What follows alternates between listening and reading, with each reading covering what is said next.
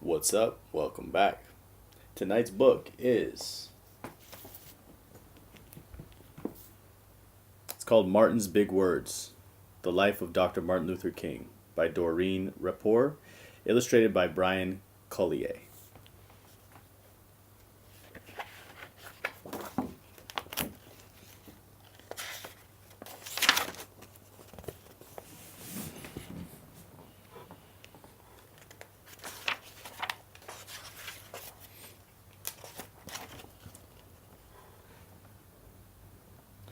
Everywhere in Martin's hometown, he saw the signs, white only. His mother said these signs were in all southern cities and towns in the United States. Every time Martin read the words, he felt bad, until he remembered what his mother told him. You are as good as anyone.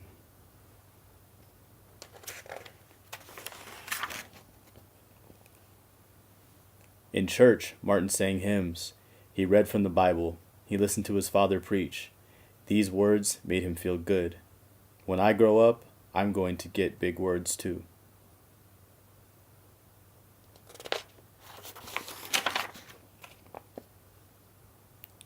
Martin grew up. He became a minister like his father, and he used the big words he had heard as a child from his parents and from the Bible. Everyone can be great.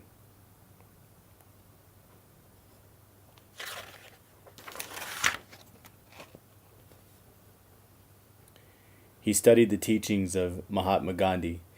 He learned how the Indian nation won freedom without ever firing a gun. Martin said, love, when others said, hate. Hate cannot drive out hate. Only love can do that.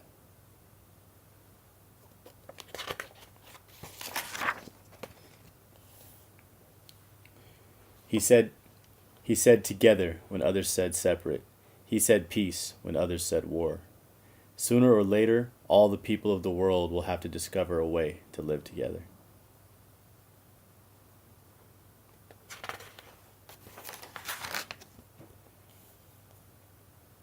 In 1955, on a cold December day in Montgomery, Alabama, Rosa Parks was coming home from work. A white man told her to get up from her seat on the bus so he could sit. She said no and was arrested. Montgomery's black citizens learned of her arrest. It made them angry. They decided not to ride the buses until they could sit anywhere they wanted.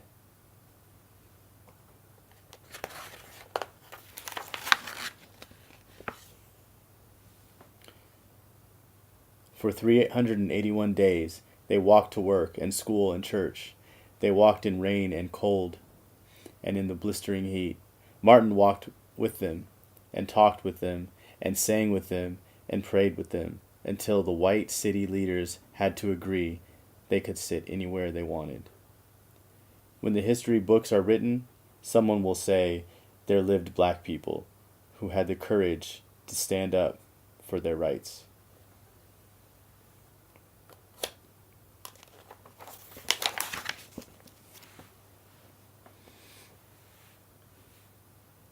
In the next 10 years, black Americans all over the South protested for equal rights.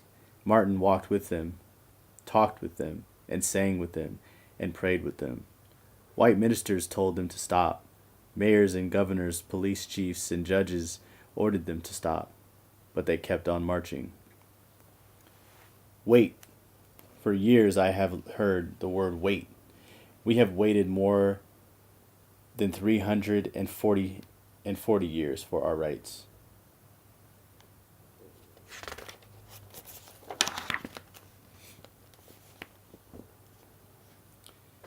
They were jailed and beaten and murdered, but they kept on marching.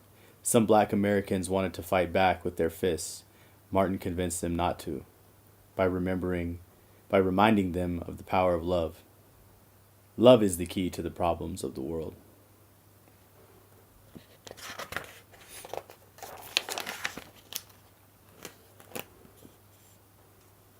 Many white Southerners hated and feared Martin's words.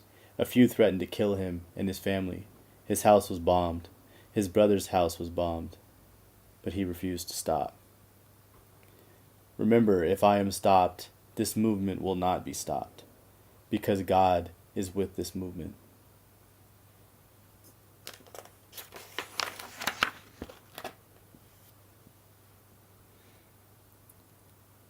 The marches continued. More and more Americans listened to Martin's words.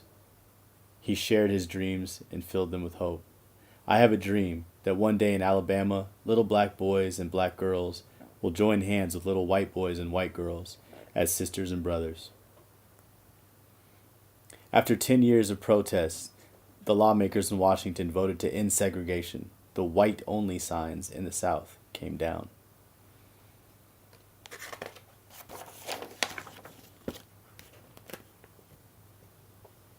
Dr. Martin Luther King Jr.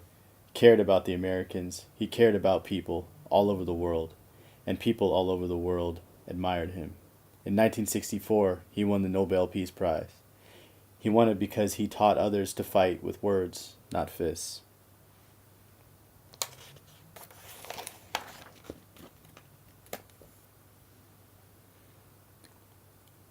Martin went wherever the people needed help. In April 1968, he went to Memphis, Tennessee. He went to help garbage collectors who were on strike. He walked with them and talked with them and sang with them and prayed with them. On his second day there, he was shot. He died.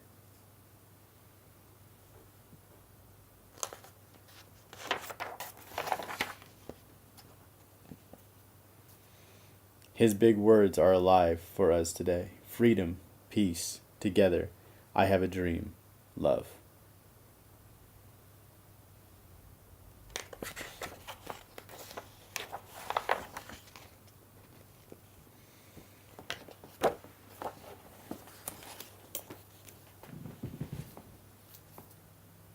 That was Martin's big words. Yeah, I picked that book because, well, obviously, Martin Luther King. But, yeah, I think that people forget sometimes. They get caught up, maybe. I don't know what the word is exactly, but it's very simple what the problem is. Most problems, just simple talking and understanding, and like you said, love is gonna fix it. So yeah, try to remember that. Try to follow in the footsteps of someone that we admire and we revere, but we don't often emulate. All right, hope you enjoyed that book, and I will be back tomorrow with another book.